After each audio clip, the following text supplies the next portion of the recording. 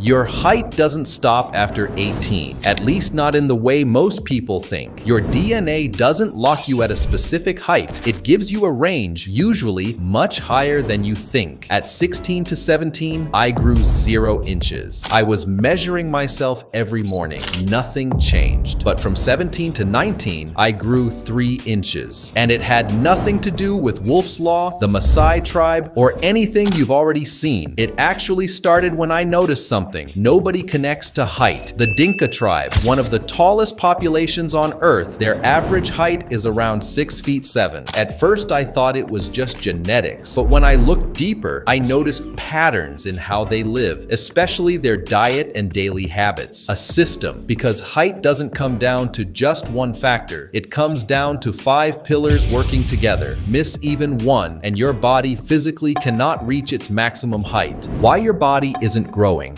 Here's what most people miss. Your height isn't just about age. It's controlled by 2 hormones, growth hormone and IGF-1. But the key isn't having more of them. It's how you trigger them, because they don't work together. They work sequentially. First, you spike growth hormone, the signal, then you spike IGF-1, the builder. If you don't trigger them in order, nothing really happens. But when you do, your body starts responding. And the fastest way to trigger HGH is something most people completely ignore. Let's start with step number 1. Sprinting. Sprinting is one of the most effective ways to do this, but not just any sprinting, all-out intensity, because growth hormone responds to how hard you push, not how long you go. That's why jogging and casual workouts don't work. Your body only reacts when it's pushed close to its limit. Now here's the crazy part. Sprinting can boost your growth hormone by 700%. And if you combine that with fasting, it can go even higher. But if you feel dizzy or weak, don't force it. You can still get great results. Here's how to do it. 20 seconds, full sprint with the maximum intensity of your body. Then rest for about a minute. Repeat this for 6 rounds. That's it. In total, you're sprinting for about 2 minutes, but those 2 minutes create a massive growth signal. You're not just exercising, you're forcing your body to adapt and grow. But this is only step 1, because your body still needs something to actually build with. Miss that part, and all of this means nothing. 2. Nutrition. You already spiked growth hormone, but growth hormone doesn't build anything. It just sends the signal. To actually grow, you need to spike IGF-1, and IGF-1 is triggered by something very specific, insulin. So right after sprinting, this becomes critical, because your body is in the perfect state to respond. Now here's what you do. You combine fast digesting natural sugars with protein. Why? Because sugars spike insulin, and insulin signals your body to increase IGF-1, and IGF-1 is what actually supports bone growth, tissue repair, and development. So what does this look like practically? Simple. Fruits like bananas, dates, and watermelons, and a bit of honey. And additionally, add a protein source like yogurt, milk, or eggs. Even something basic like yogurt plus fruit plus honey. And if you want to take it a step further, adding high-quality protein helps activate deeper growth pathways. That's why combining carbs plus protein works so well here. Some people even use things like colostrum, which naturally contains growth factors, but that's optional. The foundation is simple. Spike, then feed. You triggered the signal. Now you're giving your body the exact tools to build on it. And if you're serious about this, I made a free guide with the exact foods that actually support this growth process, including ones used by some of the tallest populations on the earth. Link is in the description. Do check it out, but none of that actually matters if your body doesn't get the time to do this work, and that only happens in the next step. 3. Sleep. Your body doesn't grow when you're training. It grows when you're asleep. That's when most growth hormone is released, not during the day, not while you're scrolling at 2 a.m., during deep, uninterrupted sleep. Most people think 7 to 8 hours is enough. Not exactly, because timing matters just as much as duration. If you're sleeping at 2 or 3 a.m., even with 8 hours, you're not getting the same quality. And if your sleep is broken, your body never reaches deep recovery, which means less growth hormone,